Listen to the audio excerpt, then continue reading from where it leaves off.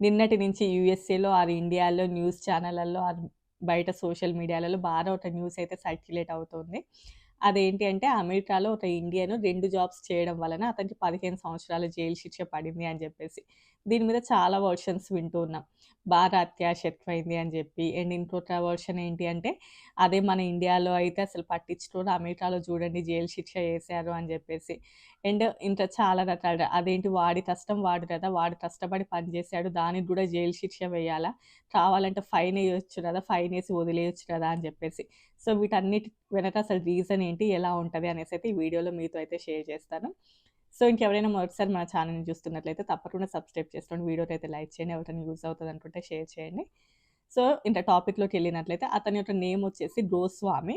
అతను H-1B visa మీదైతే యూఎస్ఏకి వచ్చారు.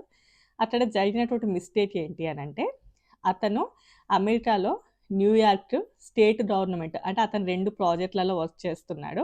ఒక ప్రాజెక్ట్ వచ్చేసి అమెరికాలోని న్యూయార్క్ స్టేట్ ప్రాజెక్ట్‌లో వర్క్ చేస్తున్నాడు. And at the same time ఒక ప్రైవేట్ ప్రాజెక్ట్ కూడా వర్క్ చేస్తున్నాడు. అమెరికాలో అది స్టేట్ ప్రాజెక్ట్ కానియండి, అది ఫెడరల్ కావచ్చు. అంటే గవర్నమెంట్ రిలేటెడ్ ప్రాజెక్ట్‌లలో వర్క్ చేస్తూ, ఇంకోటి ఏదైనా ఒక ప్రైవేట్ ప్రాజెక్ట్‌లలో వర్క్ చేస్తుంటే, అది క్రిమినల్ కేస్‌లాగా రికార్డ్ అవుతది. అంటే ఐ మీన్ ఎందుకు అంటే అది పబ్లిక్ యొక్క ఫండ్స్‌ని మిస్‌యూజ్ చేస్తున్నట్లుగా అవుతది. అండ్ ఆల్‌మోస్ట్ ఒక $50,000 వరకైతే మిస్‌యూజ్ చేసినట్లుగా. ఎందుకు అనంటే గవర్నమెంట్‌కి ఫండ్స్ ఎలా వస్తాయంటే మనం టాక్సెస్ పే చేయడం వల్లనే. సో, వాళ్ళేదైనా ఒకటి ఇలా అంటే అక్కడ జాబ్ చేయకుండా బయట ఇంకో జాబ్ చేస్తున్నావు అంటే నువ్వు ఆ జాబ్‌కి సమన్యాయం చేయట్లేనంతే. అంటే నువ్వు ఆ జాబ్‌కి న్యాయం చేయకుండానే అక్కడ 8 గంటలు వర్క్ చేస్తున్నట్టుగా అంత జీతం నువ్వు తీసుకుంటున్నావు.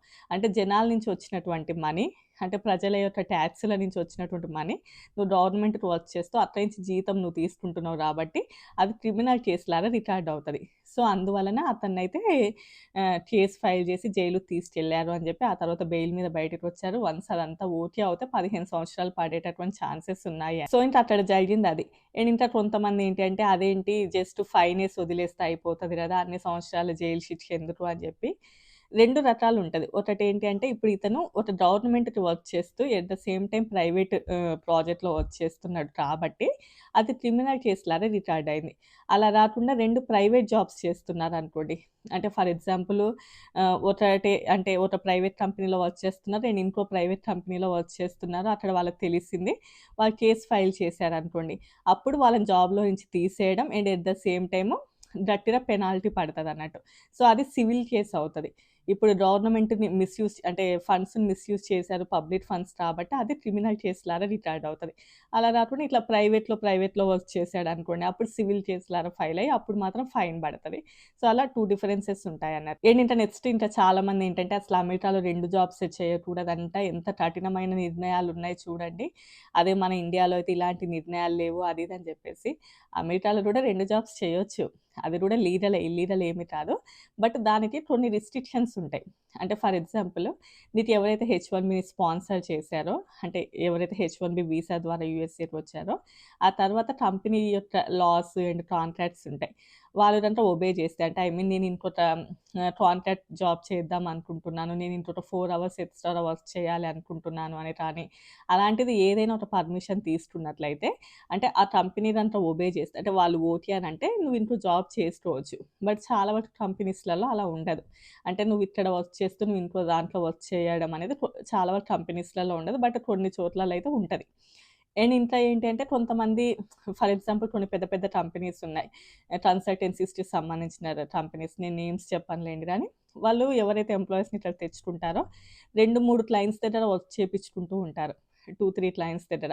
బట్ వారం వచ్చిన తర్వాత ఏంటంటే 40 అవర్స్ కంటే ఎక్కువగా అవర్స్ కనిపించకూడదు. అంటే నార్మల్‌గా 40 గంటల కంటే ఎక్కువగా చేయకూడదు. ఫర్ ఎగ్జాంపుల్ ఒకటే చోట 8 అవర్స్ వర్క్ గంట దొరకలేదనుకోండి. ఒక ఫుల్ టైమ్ జాబ్ గంట దొరకలేదనుకోండి. సో, 2, 3 దగ్గర వర్క్ చేస్తూ ఉంటారు. అక్కడ 4 అవర్స్ వీళ్ళకి 4 అవర్స్ ఈ ప్రాజెక్ట్‌లో, ఆ ప్రాజెక్ట్‌లో వర్క్ చేస్తూ ఉంటారు. సో, అది లీగలే. ఇల్లీగల్ ఏమి కాదు. అండ్ నెక్స్ట్ ఏదైనా ఒక కంపెనీ ఓకే. సరే నీ ఇష్టంలే నువ్వు చేసుకో, సంపాదించుకో అనగానే వెంటనే ఎళ్లి వేరే దగ్గర వర్క్ చేయడం అనేది ఉండదు. ఫర్ ఎగ్జాంపుల్ ఒక అనే కంపెనీకి కనుక వచ్చావు. తర్వాత నీకు ఏదైనా ఒక జాబ్ దొరికింది బయట. సో, నేను ఇక్కడ కాంట్రాక్ట్‌గా వర్క్ చేస్తున్నాను అని అనుకోండి. ఆ తర్వాత యూఎస్‌సిఎస్‌కి పిటిషన్ సబ్మిట్ చేయాల్సింది ఉంటుంది. డ్యూయల్ స్పాన్సర్‌షిప్ అని చెప్పి ఉంటది. అది గనుక ఓకే అయినట్లయితేనే అప్పుడు వర్క్ చేయాల్సింది ఉంటది. అలా కాకుండా ఏదో ఇష్టం వచ్చినట్లుగా వీళ్ళు ఓకే కంపెనీ చేయమన్నది కదా! నేను చేసుకుంటాను అంటే కుదరదు. దానికి స్పాన్సర్‌షిప్ అంటే డ్యూయల్ స్పాన్సర్‌షిప్ అని చెప్పేసి యూఎస్ఏస్ నుంచి అంతా కూడా అప్రూవల్స్ రావాలి. అలా అయితేనే వర్క్ చేయాల్సింది ఉంటది. బట్ చాలామంది అలా కాకుండా కూడా వర్క్ చేస్తూ ఉంటారంట. బట్ నేను ఎవరిని చూడలేదు.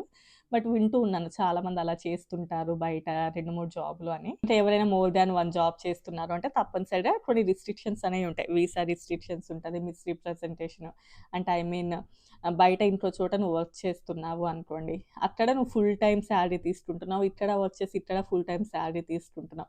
అంటే నువ్వు అంతసేపు వర్క్ ఎలా చేయగలవు అంటే తప్పకుండా ఎవరినో ఒకరిని మోసం చేస్తున్నట్లు అవుతది. అంటే నువ్వు ఇక్కడ ఏ వర్క్ కూడా చేయకుండా ఏదో మేనేజ్ చేస్తున్నావు. బట్ ఫుల్ సాలరీ మాత్రం తీసుకున్నట్లుగా అవుతది.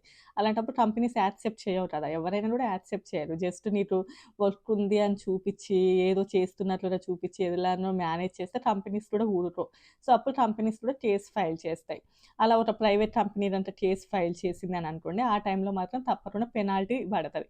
అదేదంటే ఒక గవర్నమెంట్‌కి సంబంధించిందనుకోండి, అప్పుడు మాత్రం జైలు శిక్ష అండ్ పెనాల్టీస్ ఇట్లా చాలా కూడా చూస్తాం మనం. సో, ఇంకా ఎవరైనా మోర్ దాన్ 1 జాబ్ చేస్తున్నట్లయితే తప్పకుండా ట్రాన్స్‌పరెంట్‌గా ఉండాలి. వాళ్ళు ఎవరి దగ్గరైతే వర్క్ చేస్తున్నారో వాళ్ళు తప్పకుండా కూడా తెలిసుండాలి మొత్తం డీటెయిల్స్. అంటే మేము ఇంకో కంపెనీలో వర్క్ చేస్తున్నాము అని చెప్పేసి, మేము ఇలా ఇంకో దగ్గర కాంట్రాక్ట్‌గా వర్క్ చేస్తున్నాము అని చెప్పి, ఇలా మాకు ఇంకో ప్రాజెక్ట్‌లో వర్క్ దొరికింది చేస్తున్నాం అనేసి ట్రాన్స్‌పరెన్సీ అయితే ఉండాలి. తప్పకుండా మీరు ఫస్ట్ ఎక్కడైతే వర్క్ చేస్తున్నారో, మీరు ఎవరైతే హెచ్-1బిని స్పాన్సర్ చేసిన వాళ్ళు ఉంటారో, అంటే ప్రెజెంట్ ఎక్కడైతే వర్క్ చేస్తున్నారో వాళ్ళకి తప్పకుండా తెలియాలి. బట్ చాలామంది అటు ఇటు మేనేజ్ చేస్తూ ఉంటారు. ఇంకా చాలామంది ఈ మధ్య కాలంలో స్టేట్ క్లయింట్స్‌తో వర్క్ చేయడానికి ఎక్కువ ఇంట్రెస్ట్ చూపిస్తున్నారు. ఎందుకంటే బయట క్లయింట్స్‌తో పోలిస్తే అక్కడ పెద్ద వర్క్ ఏమి ఉండదు కదా! స్టేట్ క్లయింట్స్ దగ్గర. అందువలన ఎక్కువ మంది అక్కడ వర్క్ చేయడానికి ఇంట్రెస్ట్ చూపిస్తూ ఉన్నారు.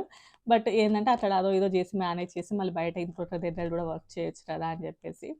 ఇంకా అత్యాశన అంటే ఆఫ్‌కోర్స్ ఇంకా అత్యాశ అన్నట్లే కదా! బట్ ఆశ లేని అభివృద్ధి ఉండదంటారు కదా! బట్ అత్యాశ కూడా మంచిది కాదు. But okay. ఇంకా ఒకరి గురించి చెప్పి ఇంకొకరి గురించి అనడానికి ఏమీ లేదు. యూఎస్ఏలో ఆల్మోస్ట్ అందరూ అంతే ఉన్నారు. స్టూడెంట్సా వాళ్ళు అంతే వచ్చినప్పటి నుంచి వాళ్ళు బయట పని చేయడం ఇల్లీగలే కదా! అది నడుస్తూనే ఉన్నాయి. ఓపీటీ, స్టెమ్ ఓపీటీలా అందులో కూడా చాలా వరకు మిస్‌లీడ్. హెచ్-1బీలో మిస్‌లీడ్. హెచ్-4 ఈఏడీ లేకుండానే వర్క్ చేయడం అది మిస్‌లీడ్.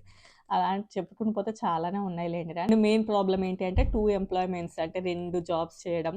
ఒక జాబ్‌కి అసలు టాక్సెస్ పే చేయకపోవడం, సరైనటువంటి టాక్సెస్ అసలు చూపించకపోవడం. అప్పుడేమవుతదంటే ఒక జాబ్ పోతుంది. అంటే ఒక ఎంప్లాయ్‌మెంట్ పోతుంది. అండ్ గవర్నమెంట్‌కి టాక్సెస్ కూడా సరిగ్గా రావు. సో, అది తప్పకుండా కూడా మిస్‌లీడ్ చేయడం అవుతది.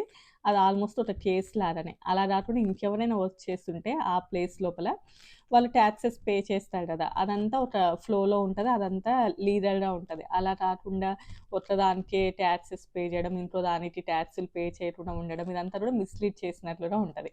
అందువలన ఏమైతదంటే అమెరికాలో జాబ్స్ లేవు అని జెప్పేసి చాలామంది జాబ్స్ కోసం వెతుకుతున్నారు అని జెప్పి చేసిన వాళ్ళే 2, 3 జాబ్స్ చేస్తూ ఉండడం వలన అమెరికాలో జాబ్స్ కూడా వచ్చే వాళ్ళకి రావు. అదొక problem. And at the same time వీళ్ళు 2, 3 జాబ్స్ చేసినా కూడా అంత టాక్సెస్ కడుతున్నారంటే లేదు. దేనికో ఒక దానికి టాక్సెస్ కట్టి మిగతా వాటికి అసలు టాక్సెస్ చూపించకపోవడం. సో, ఇవన్నీ కూడా ఏంటంటే గవర్నమెంట్ మీద ఎఫెక్ట్ పడతది. అండ్ ఎవరైతే జాబ్స్ కోసం చూస్తుంటారో వాళ్ళ మీద కూడా ఎఫెక్ట్ పడతది. అండ్ ఇతని మీదైతే ఎవరో మెయిల్ చేశారంట. అంటే ఐ మీన్ ఇలా మా డౌట్ ఉంది. ఇతను 2 జాబ్స్ చేస్తున్నట్లుగా అని చెప్పేసి. సో, అప్పుడు వాళ్ళొచ్చేసి ఎంక్వైరీ చేస్తే అవును అని తెలియిందంట. బట్ ప్రెజెంట్ అయితే బెయిల్ మీదనే ఉన్నారు బయట అని చెప్పి. బట్ వన్స్ ఇదంతా ఓకే అవుతే ఇంకా అతనికి 15 ఇయర్స్ జైలు శిక్ష పడతది అని చెప్పి ఇంకా ఫర్దర్‌గా ఏమవుతదో చూద్దాం. సో, ఇంకా ఇంతే అండి ఈ వీడియో. నచ్చితే లైక్ చేసి, షేర్ చేసి, సబ్స్క్రైబ్ చేసుకోండి. రేపు మరో మంచి వీడియోతో కలుద్దాం. Bye bye.